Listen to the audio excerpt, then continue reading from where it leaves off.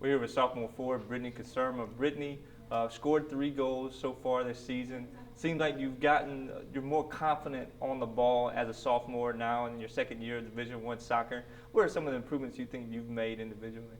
Well, just coming in from last year, it's a huge transition, coming into college, playing with all these girls you haven't played with before. But coming in the second year, I've got to know these girls throughout all last year.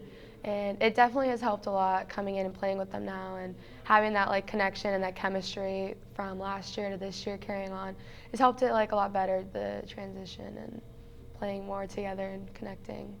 NSU goes on the road this week, Lamar on Friday, McNeese on Sunday. One of the more memorable moments of last year was your goal against McNeese. You were able to poke a ball before you collided with the goalie, got a pretty nasty contusion on your chin. But how does that display your you seem to be a pretty tough player. You like contact. You're able to thrive in contact. Yeah, I mean, soccer is a very competitive sport. It's not, just one of those sports where you just go in the game and you don't expect to collide with other people or bump into other people. It's very aggressive, and I don't know. I've always kind of been one of those players that just are always aggressive, and I think colliding with the goalie and just little things like that, at the time it sucks, but looking back on it, it's just kind of funny and it makes memories and moments, and you gotta sometimes just throw yourself out there and collide with people, get some goals, I guess.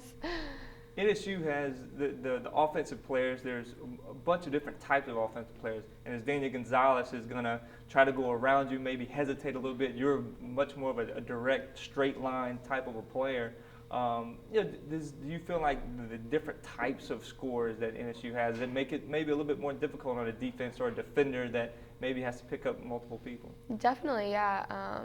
We have certain offensive players that are very technical with the ball. They like showing to feet, looking for those 1-2 passes, and then we have also players that like going in behind that has speed.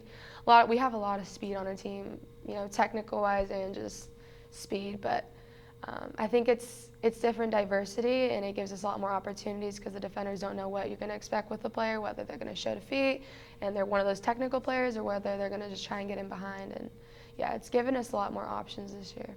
This team has made strides. A competitive loss against Stephen F. Austin. They've won the last 5 Southland Conference regular season titles. But what do you feel like this team needs to do to turn that corner and start getting some of these wins in close matches in conference play? Last year I felt like we're so frustrated with the results we got. We could have, placed a lot better than we did in conference.